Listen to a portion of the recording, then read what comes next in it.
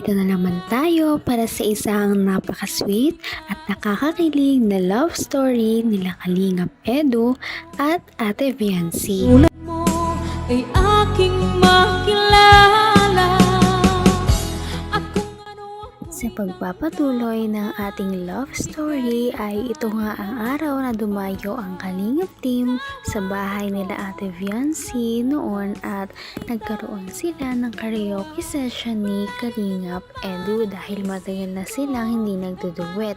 Ito ay makikita sa ating noong nakaraang video. Ngayon naman ay tatalakayin natin ang pag-surprise ni Kalingap Rab kay Viancy at sa pamilya niya nang magkakaroon daw sila ng groundbreaking para sa kanilang bahay.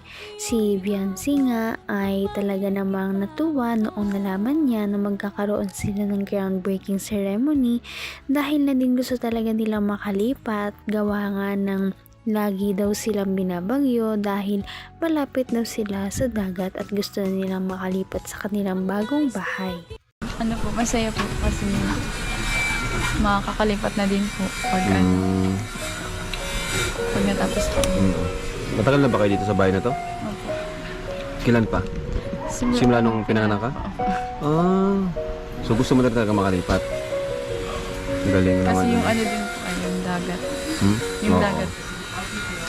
Thank you syempre sa mga sponsors, kasi may isimulan natin. Kasi yung kina Supermac, okay na daw, pwede na daw dun magbawas ng trabahador. Kaya pag nakabawas na dun, sa inyo, sisimulan natin. No? Para makalipat na kayo. Thank you Tagal po nyo rin kila- dito, ano? Talaga namang natuwa si Viancy at ang kanyang pamilya dahil magkakaroon na nga ng groundbreaking ceremony sa kanilang nabiling bahay sa tulong na din ng kanilang mga sponsors. Dahil sila Viancy nga ang unang-una sa Kalingap Angels na nagkaroon ng isang groundbreaking ceremony.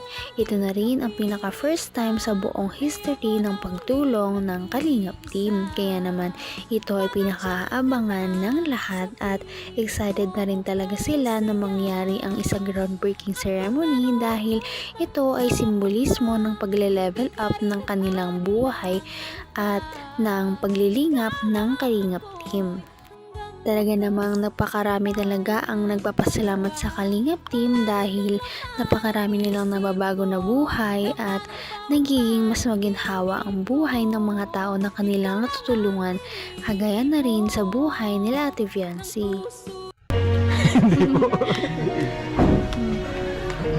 Dyan sa pagiging blooming mo, ano ba yan? May dahilan din ba yan? Yung dahil kay Eds?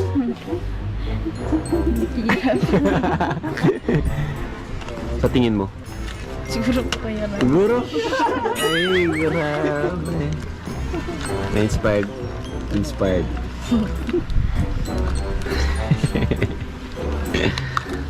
So, yun mga kalingap.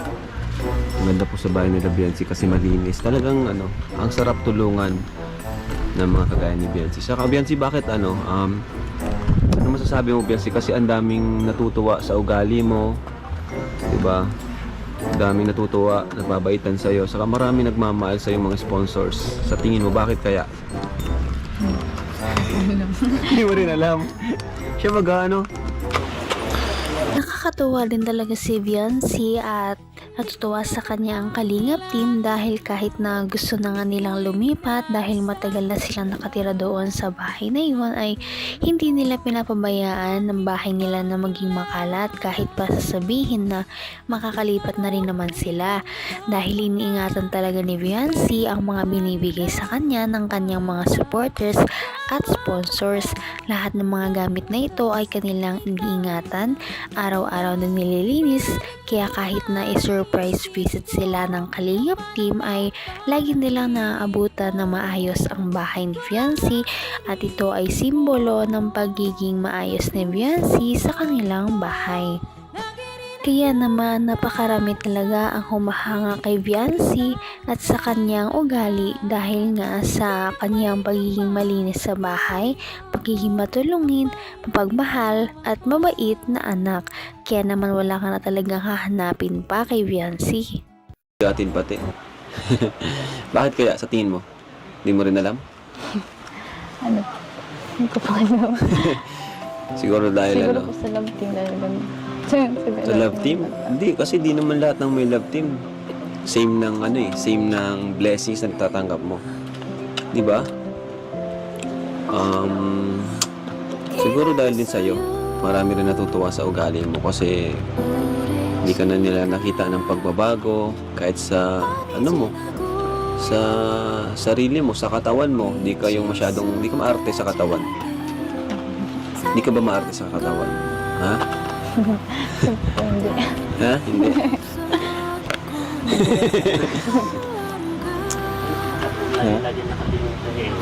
Lagi nakatingin kay Eds.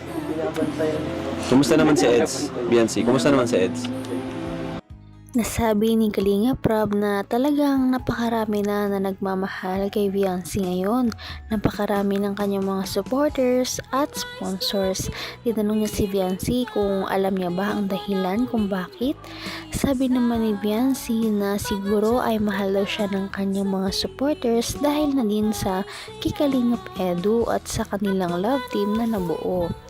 Ngunit para kay Kalingap Prab at sa Kalingap team ay hindi lang yon dahil kay Kalingap Edu, dahil yon kay Viancy sa kanyang natataglay na bait at sa kakaibang ugali na naiiba din talaga sa ibang mga natutulungan at beneficiaries ng Kalingap team.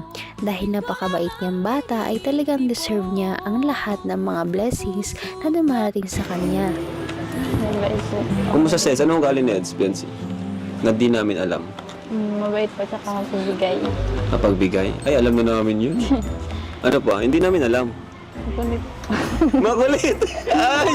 Minumuking si Eds! Makulit daw si si Eds. Ano pa?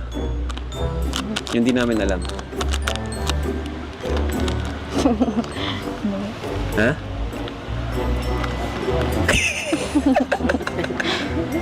Hindi makasagot to. Malambing? Medyo po. Medyo. Medyo daw. Caring ba siya sa'yo? Grabe, ayaw po umamin ni Biancy. Oh. Concern. Concern siya sa'yo, Biancy? Habang ni-interview nga ni Kalinga Prab si Viancy ay talagang hindi niya naiiwasan na mapangiti at matawa kapag si Kalingap Edu na ang pinag-uusapan. Hindi niya talaga maiwasan na mapangiti kapag kinukulit siya ng mga viewers at ng Kalingap team sa kung ano ba talaga ang tunay na sitwasyon nila ni Kalingap Edu. Dahil kapag ka nag-vlog sila ay parang hindi naman na ito para sa vlog. Parang totohanan na talaga ang mga nangyayari sa kanila. Kaya kahit na hindi daw sila magka-love team ay parang may nabuo na rin talagang relationship sa kanila sa pagitan nilang dalawa na hindi na rin maalis sa kanila. Kaya naman sila ay talaga namang nagpakilig sa mga viewers nila at marami talagang sumusuporta. Lahat si Biancy. So yun lang mga kalingap, ano. Yun nga po, mag-groundbreaking tayo. Mag-groundbreaking tayo. Bro, pahawa ka. So ayun, mag-groundbreaking po tayo next week. Di ko pa alam kung anong araw, siguro Wednesday or Tuesday, baka Wednesday. No, groundbreaking tayo sa bahay nila para masimulan na yon. Grabe, makakalipat na rin si Biancy. Malapit na, no? Hindi na mahirapan si Eds maghatid sa'yo. Hindi na mahirapan maghatid kasi ang lapit na nun. Yan, thank you so much po. Maraming salamat mga kalingap. We love you all, ano? We love you all sa mga supporters ng Edsy, Jomcar, Rara, Danjoy, Cedros, ano pa? Ano pa? Dubkit, Lomel, lahat po ng love team na sinusuportahan nyo. Lahat po tayo magkaisa para sa bawat isa, ano? Bawat angels. Nakakatuwa dahil nalalapit na talaga ang groundbreaking ceremony ng bahay ni Beyonce at ito ang ating tutunghayan sa ating mga susunod na video. Talaga namang deserve nila ang mga blessings na dumarating sa kanila dahil mapuputi silang mga tao at kahit na ano blessings pa ang dumating sa kanila ay hindi talaga sila nakakalimot na tumanaw sa kanilang pinanggalingan. Kaya naman sana ay mas dumami pa talaga ang mga supporters ni Beyonce para mas marami pa ang mga tulong na dumating sa kanila dahil deserve na deserve naman talaga ni Beyonce ang mga blessings dahil napakabait niya talagang tao at hindi siya nakakalimot na magbalik para sa mga ibang tao na kailangan niyang tulungan. Kaya naman, sana ipatuloy natin silang suportahan at mahalin si Beyonce, si Kalingap Edu at ang Kalingap team. Yun lamang at maraming salamat sa panonood. Abangan natin kung magkakatuluyan ba talaga si Kalingap Edu at Beyonce. Hanggang sa muli. Bye! Ngayon'y abot